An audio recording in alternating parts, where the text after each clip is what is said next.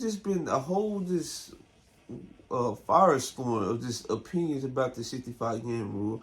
And I just disagree with the whole sentiment in general because, first off, it is not a hard ask for players to play 65 games. It's not. It's really not at all because look at MVPs throughout the history. The only MVP that was like that one MVP that had what below 65 games and it wasn't like a shortened season was Bill Walton. And folks said Bill Walton didn't even deserve the MVP because he was basically he hurt the entire season. Jordan beat last year. He played 66 games. How hard is that to play 65 games a season? Like, folks are actually lucky that this wasn't like 70 plus games a season. Like, what? Probably 70 on the dot. Because, dog, I'm gonna be honest. Folks are paying large sums of money to watch these guys play, and then they send out road games, and shoot, most of the time they send out primetime games. Now, I don't know who decision they, like the training staff, for example. Like, if you know you about to play on the road, I really cater more to the road fans than your own home fans. Now, it depends on matchups as well. Like, I'm not going to, like, you also got to think about the matchups because if the matchup you're playing, it's like it has a seed implication, something like that, and you play at your house, okay, I can understand that. But if it's just like a team you can get by easily, bro, prioritize the road game. These fans, like, we can't win. We literally can't win. Either the players gonna complain about the 65 game rule, or the fans gonna complain for the players not participating in the road games where they travel like miles and miles just to see their favorite player play. Like I just disagree. I just disagree because players back in the day, like for example MJ, I think he had like a stretch where he played like 5-6 straight seasons of A plus games. You had folks in the 2000s. Now you can say, oh, the pace was slower, so it was more catered to for players to play large sums of minutes and play 82 game seasons because they really wasn't getting up and down like that. You can say that, but you can say in the 2010s, folks wasn't missing this many games. No, the load management thing just started became a thing when Greg Popovich did with the Spurs. That's when it started to become a thing, and now everybody trying to implement it, and you see it just don't have the positive results that folks was looking for. That's why you see Kawhi and Paul George play more games this season because they knew load management was not preventing these injuries at all. It wasn't, and they still kept getting hurt.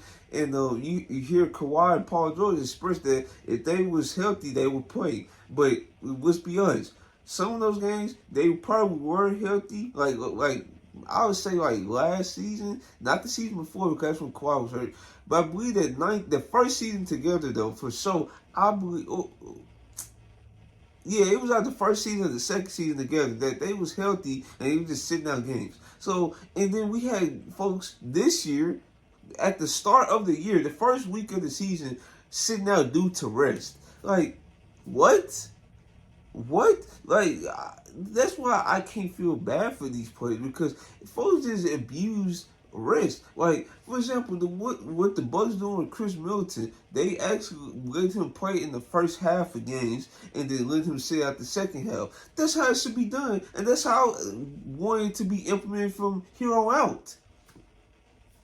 I even said this before the season that folks should actually, if you want to rest so bad, play the first half and then sit out the second half, or sit out the first half. I don't think sitting out the first half and play the second. I believe that's probably not gonna be liable, but dog, need to try something at least because, like I said, fans are paying too much money for these guys to sit out. This low management is not preventing injuries. If anything, it's sparking even more injury because they body not used to the low impact throughout a 2-game season. Then if you try to play in a playoff series, you already probably gonna be at disadvantage because you probably broken down anyways, right? And yeah, I just had to make this video real quick because I see this conversation like going like it's not gonna be good for the 65 game rule. The way folks are trying to talk you up. Now, here's where I probably will disagree with the 65 game rule, because I don't think it should affect like all NBA candidacies, right? Like, for example, like Jordan B, if he like don't meet the 65 game rule, that means he won't be on no all NBA team. I just disagree with that. That's the only part I disagree with. Before awards like MVP, DPOY, Rookie of the Year, Six Man of the Year. Let me see. What's another one? Like well, that's not part of the rule, but you understand what I'm saying. Yeah, if those award, okay, you disqualified. But if we're doing the 65 game rule, like, they should not be left off of all NBA teams. Okay, how about this? Let's compromise and let's say they can't make an all NBA first team. How about that? Because we have 3 all NBA teams. There's no reason why a player of Joel B caliber should miss every single last one of them. I disagree with that. This making make it so that they can't make the first All NBA team, or make it so like if you miss the mark, you just have to be stuck on the third All NBA team or something like that. You feel what I'm saying? Because I don't like, now that's probably a little too extreme, probably, but like I said at the beginning of the video, it's not a hard ask for these guys to go out there and play. It's really not. It's really not.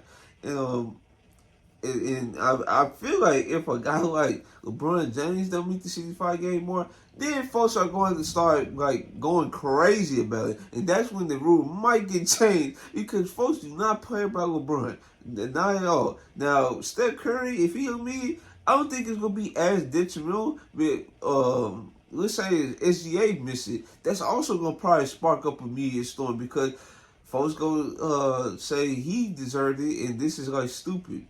Like, guys with these big fan bases, they would probably get things like changed quickly. So yeah, that's the few things I have to say for today's video. I had to get this off my chest. It really was. I wanted it to be like a longer video, but if you don't have to, this record and go. That's my thought process. So yeah, if you guys like this video, like, comment, subscribe. This your boy Trail, and I'm out. Also, if I look a little sway, don't mind that, because I just got done running and I was about to do a core workout. So yeah, that's all I got to say. And I'm out. I'm out this time.